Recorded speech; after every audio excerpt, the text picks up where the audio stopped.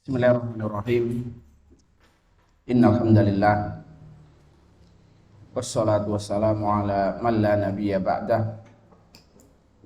Asyhadu an la ilaha illallah wahdahu la syarikalah wa asyhadu anna Muhammadan abduhu wa rasuluh sallallahu alaihi wa ala alihi wa sahbihi ajma'in. Amma ba'd. Ma'asyiral muslimin rahimani rahimakumullah.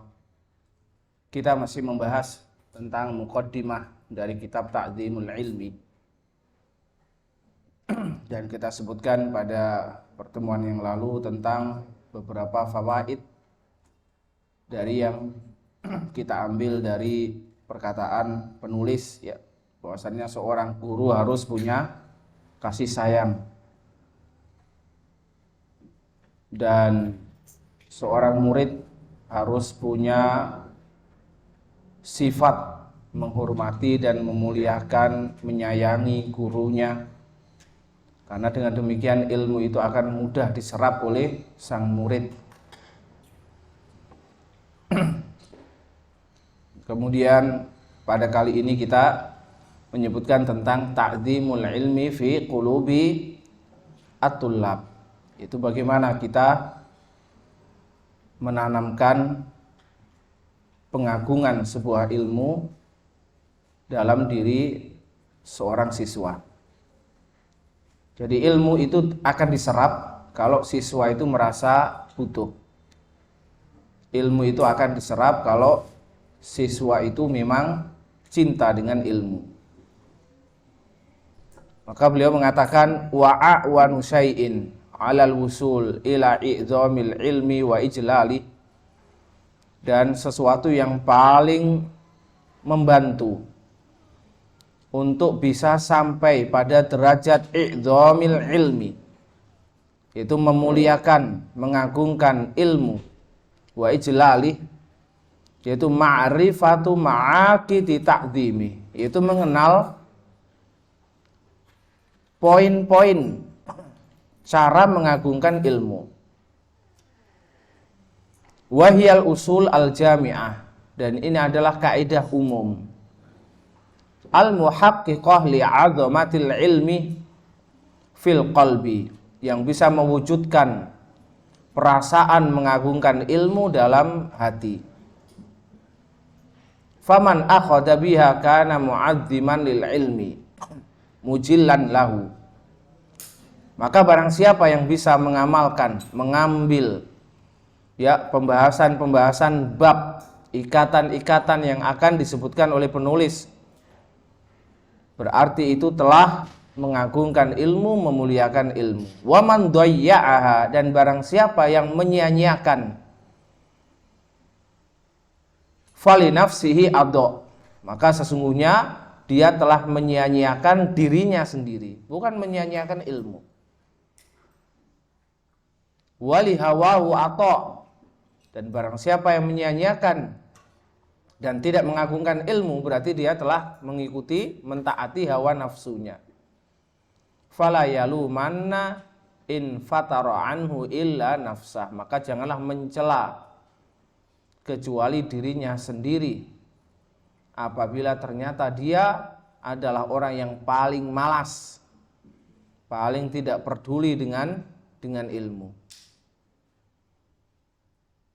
Wa man la yukrimul ilma la yukrimhul ilmu, sebagaimana disebutkan dalam sebuah pepatah di antara para ulama, di antara tulabul ilmi, barang siapa yang tidak memuliakan ilmu, maka ilmu tidak akan memuliakan dia. Kalimat yang sangat padat. Seseorang menuntut ilmu itu untuk mendapatkan kemuliaan di dunia dan di akhirat. Dan ini yang disebutkan dalam keutamaan-keutamaan ilmu, untuk naik derajatnya. Ya. Allah menyebutkan yarfa'illahu alladziina aamanu minkum walladziina utul ilma darajat. Jadi menuntut ilmu, belajar itu harusnya naik derajatnya, berubah akhlaknya, berubah adabnya, berubah tingkah lakunya, Karena ilmu, salah satu bentuk memuliakan ilmu adalah mengamalkan. Nanti akan kita bahas pada babnya tersendiri. Maka barang siapa yang tidak memuliakan ilmu, ilmu itu tidak akan memuliakan dia. Barang siapa yang tidak bisa memperlakukan ilmu yang dia pelajari, maka dia tidak akan pernah menjadi orang yang mulia. Dan betapa banyak kita lihat orang yang membawa ijazah tinggi, ya, akan tapi perilakunya seperti orang di pasar. Tidak ada bedanya antara dia dengan orang awam. Kenapa? Karena dia tidak tahu apa kemuliaan ilmu yang dia emban. Kaum muslimin rahimani rahimakumullah. Banyak hal yang kita dapatkan, perbedaan-perbedaan sistem pengajaran zaman dahulu dengan zaman sekarang. Kalau zaman dahulu, di zaman para sahabat, para tabi'in, tabi'in ya, atau ulama salaf sampai abad ke-8 atau ke-9, bahwasanya menuntut ilmu itu tidak bisa dipisahkan dengan menghafal. Kemudian yang kedua, menuntut ilmu itu tidak bisa dipisahkan dengan masjid.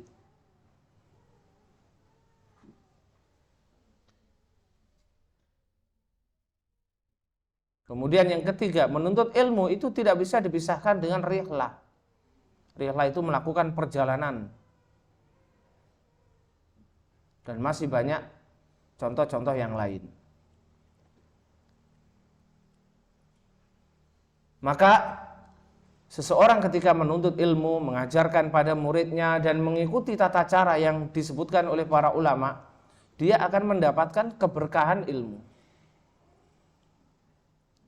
Tidak hanya mendapatkan ilmunya, tapi akan mendapatkan keberkahan dari ilmunya. Bagaimana kalau seseorang semakin cerdas, semakin pandai, akan tapi tidak ada berkahnya dalam ilmunya? Apa pengertian berkah? Pengertian berkah itu adalah kebaikan yang banyak.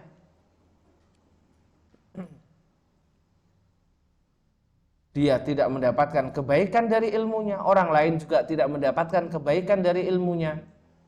Ini mungkin salah satunya apa? Dia tidak memuliakan ilmu yang dia pelajari. Maka hilang keberkahannya, hilang kebaikannya.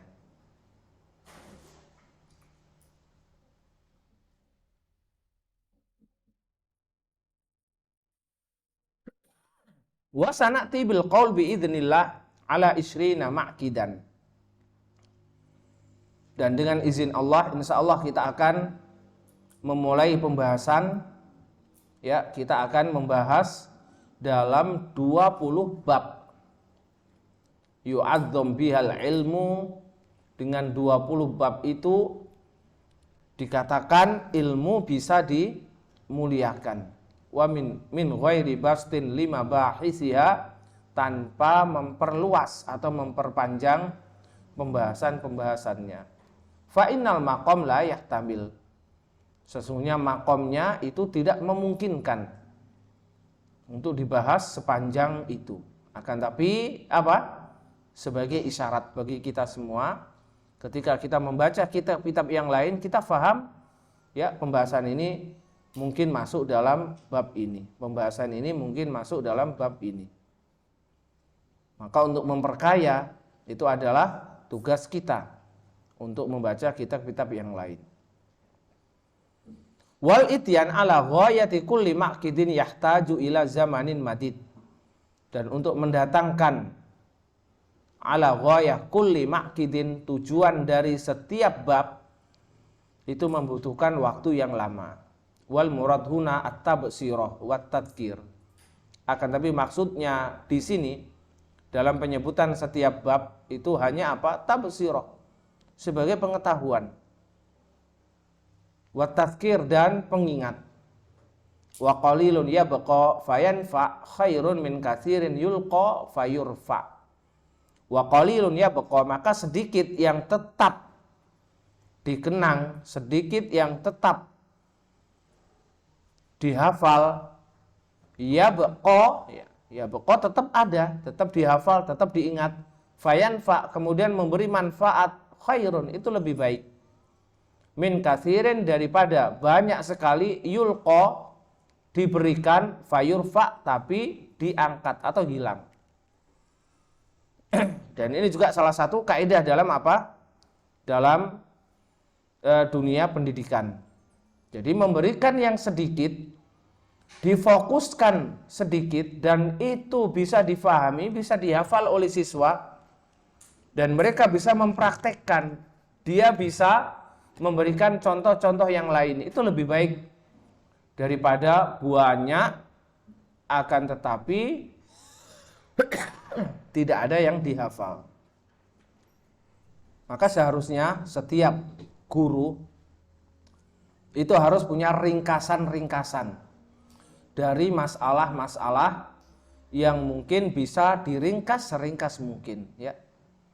Coba antum perhatikan. Mayoritas kita belajar, ya, untuk setiap kali semester berapa bulan? 6 bulan. 6 bulan kita belajar. Tapi kenapa kalau anak-anak kita kursus di bimbingan belajar hanya cukup berapa bulan? Nah, bimbingan belajar yang ada sekarang, nah, 1 bulan, ya, 1 bulan itu sudah cukup. Kenapa seperti itu? Ya itulah yang perlu kita pikirkan. Jadi kita harus memakai metode mereka. Kita harus belajar dari mereka. Bagaimana mereka bisa meringkas ringkas-ringkasnya. Dan dia bisa mengetahui kurikulum, materi, dan bisa difahamkan dalam waktu yang singkat. Seandainya semua materi bisa kita buat seperti itu, subhanallah. Bisa kita bayangkan, ya, yang seharusnya 3 tahun ditempuh, bisa hanya ditempuh 1 tahun. Yang seharusnya anak didik kita itu 6 tahun, mungkin bisa ditempuh hanya 3 tahun. Atau ringkasnya seperti ini. Kalau misalnya 6 bulan itu 1 semester. Materi dari bulan pertama sampai bulan ke-6 antum baca semuanya. Itu tugas guru, ya. Antum baca semuanya, kemudian antum membuat ringkasan. Antum membuat ringkasan seringkas-ringkas mungkin. Kalau itu bisa ditempuh oleh siswa hanya dalam 1 bulan, berarti yang bulan-bulan berikutnya itu kan bisa dimanfaatkan untuk yang lain, ya. Untuk hafalan Al-Quran difokuskan, ya, untuk pelajaran bahasa Arab lebih difokuskan, dan yang lainnya. Memang ada beberapa pelajaran itu tidak bisa tidak bisa diringkas. Kenapa? Karena berkaitan dengan praktek. Tapi beberapa pelajaran berkaitan dengan teori. Kalau bahasa Arab, ya, tidak bisa diringkas. Bagaimana diringkas? Karena di situ berkaitan dengan apa? Percakapan, praktek, ya. Setiap orang tentu berbeda kemampuan dalam bercakap, dalam praktek, dalam menghafal mufradat. Nah, beberapa materi memang tidak bisa diringkas. Tahfidz, ya, hafalan Al-Quran mau diringkas tidak bisa. Akan tapi beberapa materi mungkin bisa diringkas. Seperti apa? Matematika, ini bisa diringkas ringkas-ringkasnya. Artinya diberikan rumus-rumusnya. Kemudian dilatih untuk memperbanyak contoh-contohnya. Mungkin masalah fikih, diringkas seringkas-ringkasnya. Mungkin anak-anak belum waktunya belajar dalil, ya dibuat dalam bentuk matan. Dalam bentuk matan, ya, rukun wudu, kemudian kewajiban wudu, sunnahnya wudu, pembatal wudu, hanya disebutkan dalam bentuk matan. Dalam bentuk matan, ya, antum buat seringkas-ringkasnya. Ini pernah dicoba di STDI Jember, ya. Di STDI Jember pernah dicoba, bahkan dilakukan. dibuat matan kemudian dilakukan. Nah, ini sedikit tersisa, terhafal. Itu lebih baik daripada kita membuat kalimat yang banyak sekali ya. Akan tetapi tidak ada yang dihafal oleh siswa. Kaum muslimin rahimani rahimakumullah. Apakah kita pernah membuat standarisasi hasil pendidikan kita? Begini maksud saya. Ya. Misalnya hafalan doa-doa. Ya. Dalam satu semester ini kita targetkan hafal sekian doa. Taib. Maka doa yang sudah dihafalkan ke siswa itu tercatat dalam apa? Dalam satu lembar. Kemudian siswa ini dites satu-satu. Doa ini bisa enggak? Doa ini, doa ini, doa ini. Ini maksud saya, standarisasi. Artinya apa? Apa yang kita sampaikan memang benar-benar diserap oleh siswa. Dan ini saya lihat ada dalam salah satu sekolah. Jadi orang tuanya bisa mengecek kemampuan dari anaknya. Ini loh yang didapatkan dari sekolah kita. Silakan dicek. Dan orang tua juga diberi tugas. Untuk apa? Untuk mengajak anaknya murojaah. Secara tidak langsung kita mendidik anak juga mendidik orang tua. Coba ini dipraktekkan. Satu pelajaran saja dulu. Ada pelajaran doa.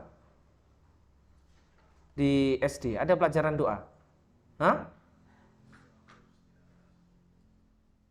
Pelajaran apa? Yang kira-kira bisa kita praktekkan? Hah? Ya, yang lebih menjurus. Pelajaran apa? Hadis. Taib, ya. Coba sekarang yang pegang pelajaran hadis. Saya ingin ini langsung dipraktekkan.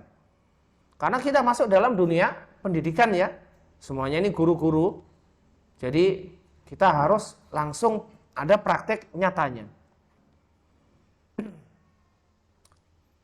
Sudah, dua saja saya minta, hadis sama bahasa Arab. Bahasa Arab itu adalah mufrodat. Jadi seorang guru harus menulis seluruh mufrodat yang pernah dia ajarkan. Apa saja mufrodat itu. Kemudian mufrodat ini akan ditanyakan kepada sang anak. Apa bahasa Arabnya ini? Apa bahasa Arabnya ini? Ini dasar saja. Dan itu lembaran ini nanti diserahkan ke siapa? Ke orang tua siswa. Dan orang tua siswa itu yang punya kewajiban untuk mengecek kemampuan anaknya di rumah.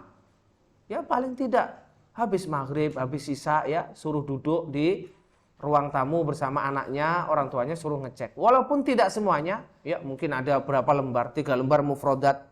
Ya paling tidak suruh ngecek lembar pertama berapa, lembar kedua berapa. Kita tahu orang tua kadang-kadang sibuk sekali. Kalau dia mau ngecek semuanya, Masya Allah. Itu yang seharusnya kita lakukan. Dengan demikian kita ya bisa memperlihatkan kepada orang tua, ini loh anak Anda memang benar-benar mendapatkan pendidikan yang sudah kita ajarkan di kelas. Benar. Jadi kalau orang pesan nasi, ya bisa dilihat nasi ini lauknya apa, sayurnya apa, rasanya seperti apa. Tapi kan masalahnya ini pendidikan ya, jasa. Kita tidak bisa memastikan. Cara memastikan ya seperti ini. Kemarin yang hafal apa? Tuhfatul Atfal. Benar dari sekolah kita. Ya itu. Saya mau seperti itu. Jadi benar-benar dicek, lah ini loh diperlihatkan, ini hafal. Sudah. Jadi kita fokuskan ke hadis, kemudian ke bahasa Arab. Dari sekarang harus guru punya apa? Punya tugas untuk mencatat seluruh mufrodat. Sebenarnya ada 3 ya. Nanti mufrodat, kemudian percakapan-percakapan itu juga harus diajarkan ke siswa. Karena percakapan itu hasil yang dilihat oleh siapa? Orang tua. Dan hasil yang dilihat oleh apa? Oleh sekolah lain. Jadi walaupun Anda mengajarkan bahasa Arab, sudah sekian kitab, anak tidak bisa bicara, itu orang belum melihat kualitas. Maka difokuskan pada hafalan mufradat dan percakapan. Percakapan sehari-hari ya, itu harus difokuskan, harus dihafalkan. Dan itu dicatat dalam lembaran-lembaran sendiri. Jangan dikatakan itu dari kitab ini, buka halaman ini. Itu kadang-kadang siswa belum fokus.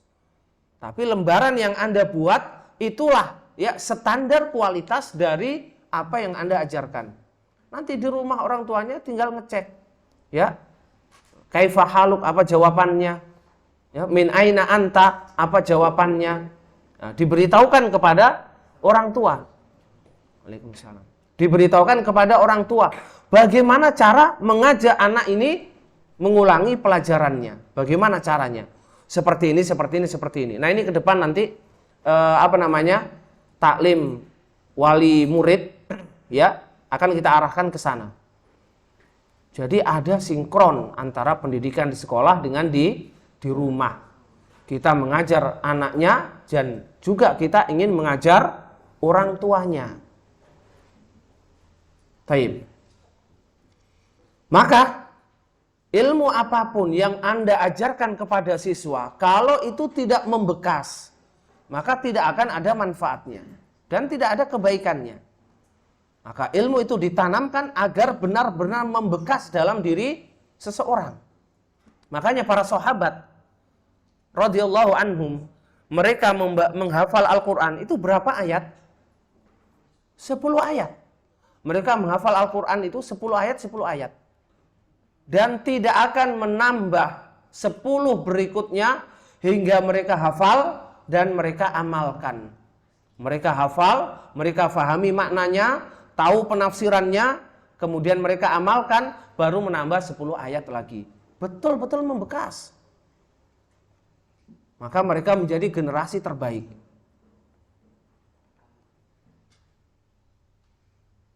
Fakhud min hadhil ma'aqid bin nasibil akbar. Maka ambillah dari bab-bab ini, dari ikatan-ikatan ini, bin nasibil akbar, keberuntungan bagian yang paling besar. Jadi ada 20 bab. Dari 20 bab itu Anda fahami mana yang lebih mudah untuk dipraktekkan, mana yang paling mudah untuk difahami, maka praktekkan. Tanalil hadzal awfar min riyadil funun wa hadaikil ulum. Maka engkau akan mendapatkan al-hadzal, keberuntungan, al-awfar yang banyak. Min riyadil funun, dari surga taman-taman al-funun, bidang-bidang ilmu, wa hadaiqil ulum, dan kebun-kebun ilmu. Wa iyyaka wal ikhlado ila maqalati qaumin hujibat qulubuhum wa dha'ufat nufusuhum. Dan hati-hatilah, jangan sampai engkau selalu, ikhlat artinya khulud abadi ya, di sini kita artikan selalu. Dan janganlah engkau selalu memperhatikan perkataan suatu kaum, hujibat qulubuhum, yang hatinya itu tertutup, wa dha'ufat nufusuhum, dan jiwanya lemah, wa za'amu anna hadhil ahwal ghuluwun wa tanattu'un, dan mereka menyangka kalau keadaan semacam ini, 20 bab yang akan beliau jelaskan, jangan kau perhatikan orang yang mengatakan kalau 20 bab yang akan kita jelaskan itu adalah hulu, berlebih-lebihan. Watanattu, ya sama ya, berlebih-lebihan. Watasaddud, dan keras. Ghairu muqni, tidak memuaskan. Faqad duriba bainahum wa bainaha bisurin lahu bab. Orang yang mengatakan semacam ini telah terpasang, duriba, ya, telah dipasang antara mereka dan antara ilmu, antara bab-bab ini bisur, pembatas, lahu bab, yang di situ ada pintu, batinuhu fihi rahmah wa dhahiruhu min qibalihil adzab. Kelihatan dari luar penuh dengan rahmat, padahal di dalamnya itu penuh dengan azab. Ini orang yang ingin menjauhkan manusia dari apa? Dari ilmu. Nasihat-nasihatnya seakan-akan apa? Baik, padahal di dalamnya itu adalah penuh kesesatan. Ya, banyak kita dapatkan sekarang ya kalimat-kalimat dari mereka bahwasannya anak TK itu tidak boleh diberi pelajaran yang terlalu berat. Ya, tidak boleh seperti ini, tidak boleh seperti ini. Mereka itu hanya fokus apa? Bermain. Fokus bermain. Bahkan masuk SD belum bisa baca tulis. Kenapa? Karena masih ikut apa? Perkataan-perkataan mereka, orang-orang kafir, orang barat. Dan betapa banyak di antara kaum muslimin yang mendengar dan mengikuti. Subhanallah. Anak kecil ini kuat-kuatnya hafalan. Kuat-kuatnya hafalan. Dan dia ditalkin apa saja, dia akan ikut. Ya. Perhatikan. Dia bisa bahasa apapun sesuai dengan bahasa orang tuanya, bahasa orang sekitarnya. Itu anak kecil. Seandainya ini dimanfaatkan sebaik-baiknya, Masya Allah ya. Makanya masa-masa kecil itu difokuskan pada pelajaran-pelajaran yang dihafal. Akan tetapi ini ditentang oleh mereka. Dikatakan apa? Mempersulit, menjadikan anak stres, kurang bebas. Makanya, ya kalau kita lihat pendidikan dan kurikulum di sekolah-sekolah kita, itu hanya main-main saja ya. Hanya main-main saja, tidak ada yang serius. Sedangkan ilmu itu sangat berat. Orang belajar harus serius. Demikian juga orang yang mengajar juga harus serius. Falaisa ma'aha ula ala da'wahum min adillati syar'i ma yusaddiquha. Ya. Jadi ma'aha, kita baca haula, ya, haula ala da'wahum, mereka yang mengaku-ngaku seperti itu, laisa, tidak memiliki min adillati syar'i, dalil-dalil agama, ma yusaddiquha, yang membenarkan pengakuannya. Jadi kita berbicara tentang apa? Ilmu agama. Kalau mereka berbicara seperti itu, mereka tidak punya dalil dari ilmu agama. Itu hanya pakai perasaan dan apa? Hasil penelitian orang-orang kafir. Wala min syawahidil aqdar ma yuwathiquha. Dan mereka juga tidak punya bukti. Syawahid kita artikan bukti, penguat.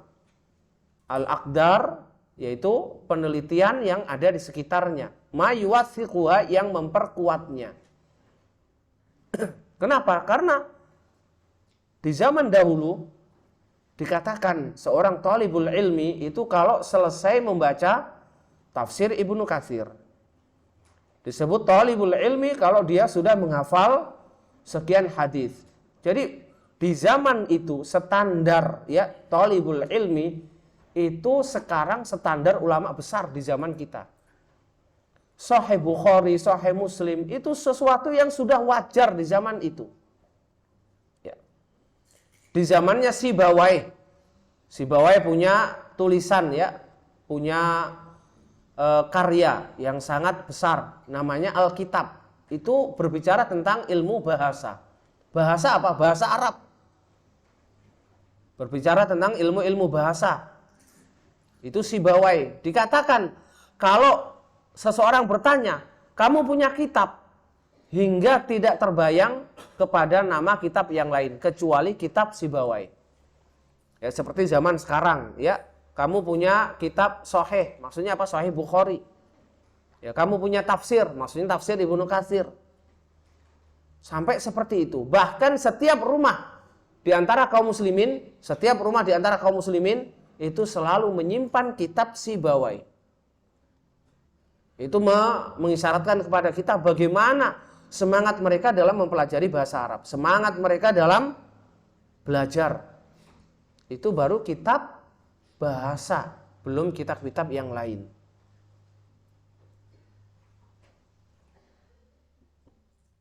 Wa innama hiya udhrul balid. Kalau ada orang mengatakan seperti itu hanya orang bodoh. Al-balid itu orang dungu. Udhur, yang memberikan udhur. Wa hujjatul ajiz, dan itu adalah argumen orang yang lemah. Karena tidak mampu, maka dia memberikan argumen-argumen semacam itu. Ya. Sebenarnya semuanya itu bisa disetting sedemikian rupa dan bisa diberikan kepada siswa dengan sebaik-baiknya. Ya, hafalan Al-Qur'an, ya tinggal gurunya. Kalau dia memberikan beban yang terlalu besar dalam menghafal Al-Qur'an, mungkin itu jadi beban. Akan tapi bagaimana seorang guru bisa mengetahui kemampuan siswa? Nah, ini salah satu materi ya yang tidak bisa disamakan. Jadi kalau satu semester semuanya harus hafal sekian juz. Ini mungkin sesuatu yang tidak bisa disamakan. Ini berkaitan dengan kemampuan masing-masing siswa.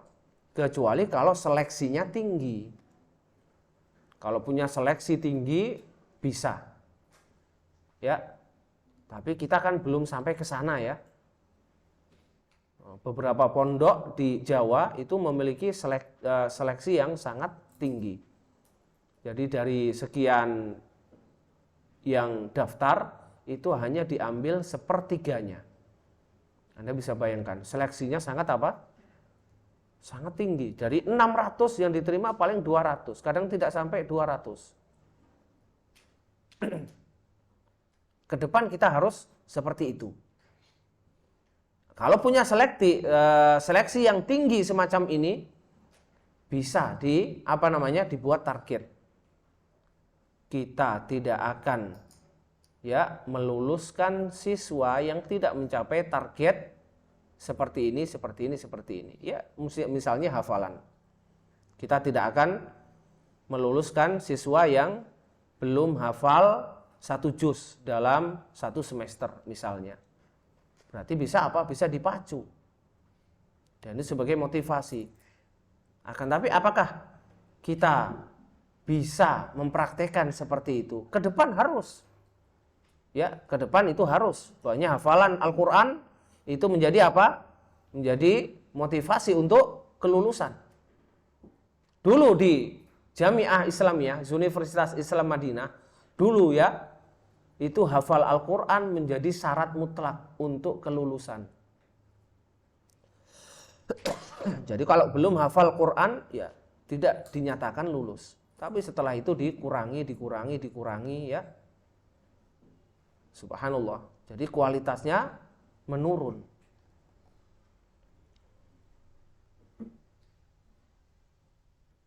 Taib. Maka beliau membantah fa'ainal ghuluwu wat tanattu'u min syai'in al-wahyu syahiduhu warra'ilul awwalu salikuhu. Di manakah letaknya al-ghulu wat tanattu'? Jadi di mana letaknya berlebih-lebihan atau memaksa? Kalau al-wahyu syahiduhu, kalau dalil wahyu itu adalah syahidnya, penguatnya, dalilnya.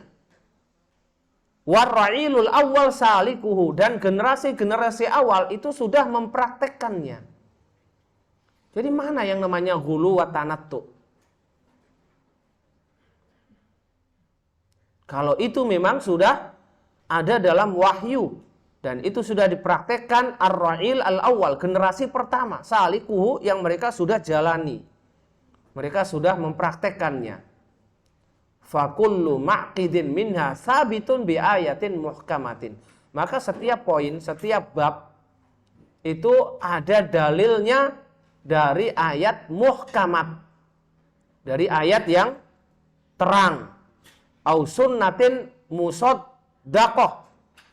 Atau ada dalilnya dari hadis Rasulullah sallallahu alaihi wasallam.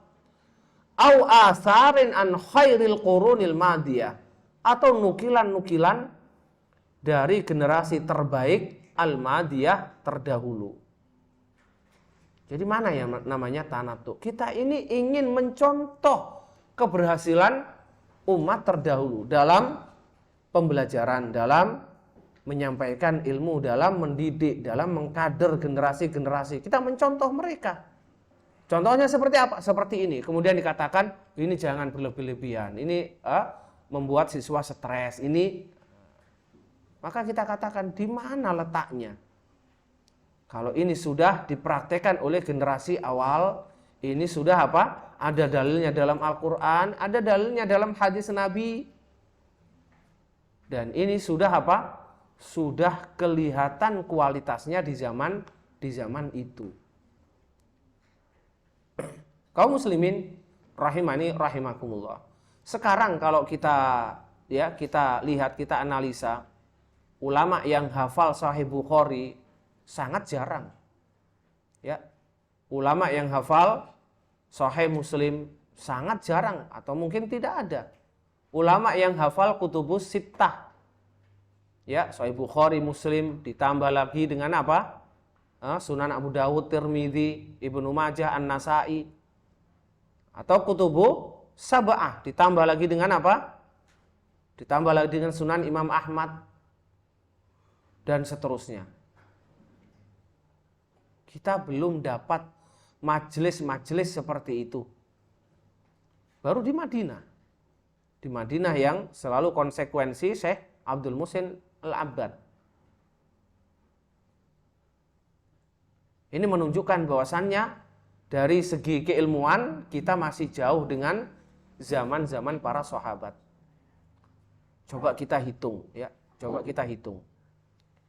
Kita belajar dari SD. Taruh dari SD, jangan TK. SD, SMP, SMA, kemudian S1, S2, S3, itu berapa tahun? Ya. Sampai SMA 12 tahun. 12 ditambah S1 4 16. 16 tambah S2 18. S3 sekarang 3 tahun ya. Iya. Berarti berapa? 21 tahun. Ya. 21 tahun. Seandainya ini betul-betul apa? Betul-betul dibuatkan kurikulum, harus selesai kitab ini, selesai kitab ini, dan ini harus dihafal. Ini benar, Syekhun Kabir. Jadi ulama besar. Akan tapi apa yang didapatkan dari orang-orang yang sudah mendapatkan gelar S3? Pendidikan di negara kita ya. Apa yang mereka dapatkan?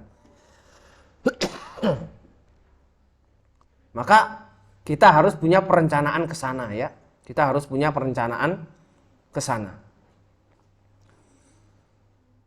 Fa'in wasikta bisidqiha wa aqalta khubroha wa khobaroha fala taq'ud himmatuka bi khutbatil kasali wat tawani.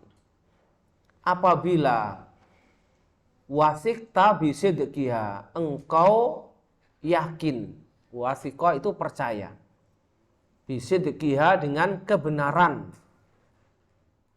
dengan kebenarannya. Ya, kebenaran setiap apa? Setiap poin yang didukung ayat, sunnah, dan nukilan-nukilan ulama salaf. Apabila engkau sudah percaya dengan kebenarannya dan engkau bisa memahami khubroha, yaitu intinya, wa khobaroha, dan kabarnya, fala taq'ud himmatuka, maka jangan sampai himmatuka, semangatmu, taqud, duduk berhenti. Bi khutbatil kasal wat tawani, dengan alasan atau dengan sebab al-kasal, yaitu malas, wat tawani, dan apa? Menunda-nunda. Tasallala ilaiha wa hiya tujaljilu. Hadhihi ahwalu man madha min salafil ummah wa khairil wara. Fa aina tsara minas suraya. Ya. Maka tasallala ilaiha, menyusup ke dalam semangatnya itu, wa hiya tujaljilu, dan di sana dia bercampur, mendidih. Kemudian mengatakan hadhihi ahwalu man madha. Ini keadaan orang terdahulu yang sudah apa? Sudah berlalu. Kenapa masih kita bicarakan? Ini alasan orang-orang yang punya himmah yang lemah, punya semangat yang lemah, tidak ingin meniru mereka. Makanya orang kalau ingin apa? Ingin baik, orang ingin mendapatkan kualitas, itu ya harus mencontoh apa? Orang lain yang berkualitas, sekolah lain yang berkualitas. Makanya studi banding harus selalu dilakukan. Ya. Mungkin kita studi banding berapa kali, setelah itu kita praktekkan, kita kita cari yang terbaik yang bisa dipraktekkan di sekolah kita. Mungkin setelah itu sekolah lain yang studi banding ke sekolah kita. Jangan mengatakan hadi ahwalu man madha. Ini keadaan orang terdahulu. Min salafil ummah wa khairil wara. Dari ulama-ulama salaf, umat-umat salaf. Wa khairil wara. Dan manusia yang terbaik. Fa aina tsara, ya, minas suraya. Maka di manakah as-sara minas suraya, dari bintang. As-sara ini mungkin tanah, ya. Di manakah tanah itu di antara bintang-bintang?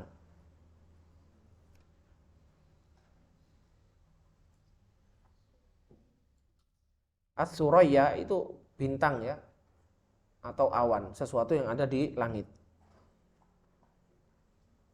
As-sara itu tanah. Jadi jangan menganggap diri kita ini seperti tanah, melihat ke bintang, tidak mungkin kita bisa naik. Nah, ini orang yang sudah apa? Sudah down dari awal, tidak bisa diajak maju. Bal man samat nafsuhu ila maqamatihim adroka. Akan tetapi orang yang hatinya, jiwanya itu memang sudah tinggi, ya, adrokaha kembali kepada maqamat. Akan tapi kita artikan adrok di depan, maqamat di belakang, karena ini hukum asalnya maf'ul bi. Maka barang siapa yang jiwanya, dirinya ini memang sudah tinggi, maka akan menyusul maqamatihim, makom mereka. Pasti akan menyusul ke makom mereka. Kita ini sama-sama manusia.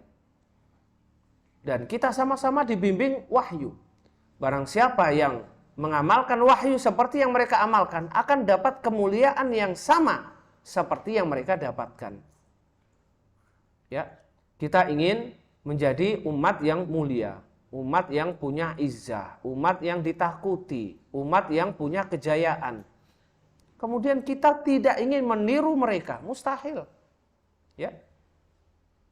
Makanya kita sebutkan kemarin perkataan Imam Malik, lantas lu akhiru hadil ummah illa bima saluhat bihi awwaluha. Umat ini tidak akan menjadi baik kecuali kalau dia mencontoh umat yang terdahulu, generasi awal.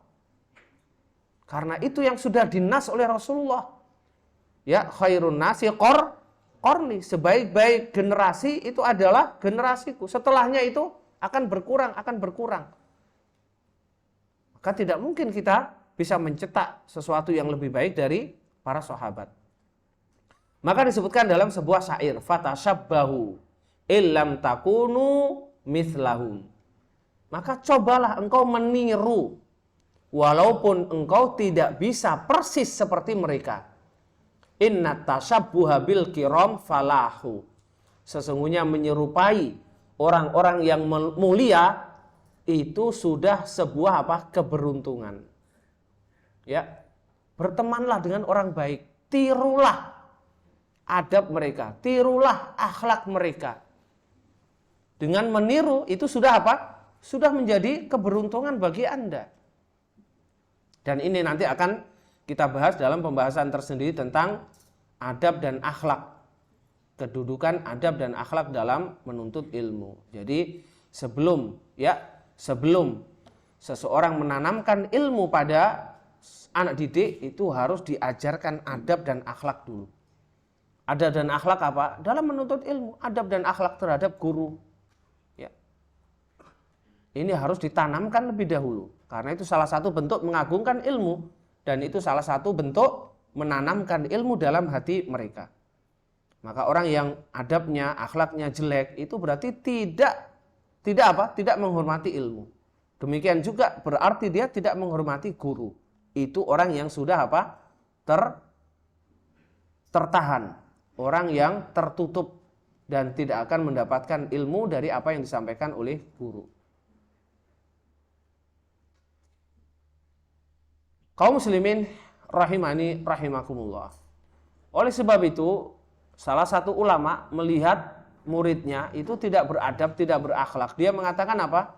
Kamu belajar adab dan akhlak dulu. Jangan hadir di majelis saya. Artinya apa? Harus ditempa dulu adab dan akhlaknya. Dan ini kita harus punya standarisasi. Ya, harus punya standarisasi. Coba dibukukan. Adab dan akhlak di kelas ya, seperti ini ditanamkan. Maka ini diajarkan pada guru-guru yang akan mengajar. Bagaimana metode menguasai kelas. Ya, ini harus saling ditularkan. Mungkin ada satu kelas dipegang oleh guru fulan, kok bisa kelasnya tenang. Ada satu kelas dipegang oleh guru fulan, kenapa kelasnya tidak bisa tenang? Ya, ketenangan kelas itu salah satu bentuk apa? Adab dan akhlak dalam pembelajaran. Ya, ada salah satu pondok saya lihat, subhanallah. Pelajaran waktu itu menghafal. Di masjid dibentuk dalam halakoh. Ini anak SD ya. Bukan orang besar. Dibentuk dalam halakoh. Dan saya lihat tidak ada gurunya. Gurunya tidak ada. Entah kemana, Allahu a'lam. Tapi setiap halakoh itu fokus pada hafalannya. Berarti ini sudah berhasil dalam menanamkan adab dan akhlak dalam menuntut ilmu. Ini dulu yang harus dikuasai. Ya, kalau misalnya anak TK itu ada trik ya. Tangan di atas, tangan di samping. Tangan di depan, duduklah yang manis. Ya, diam semuanya. Iya. Hah? Itu kan kelihatan sepele. Tapi apa?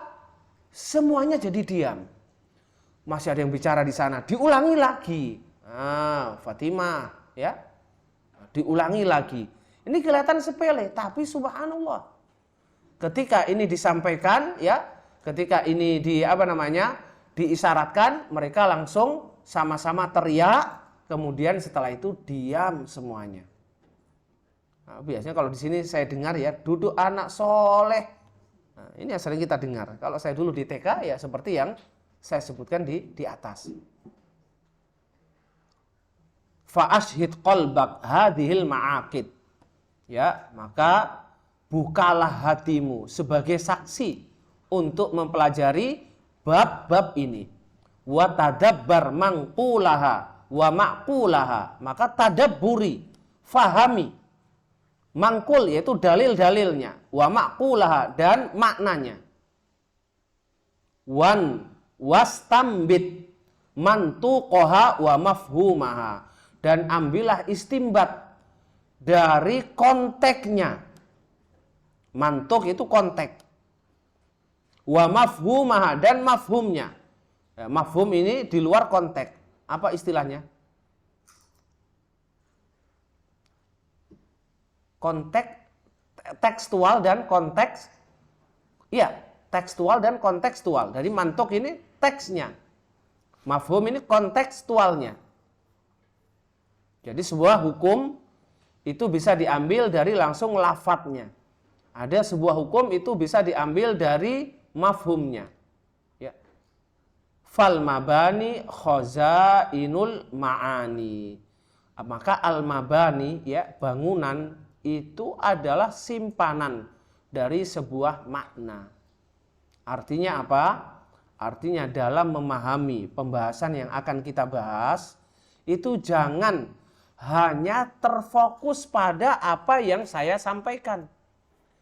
Akan tetapi praktekkan pada masalah-masalah atau problem-problem yang Anda hadapi dalam dunia pendidikan.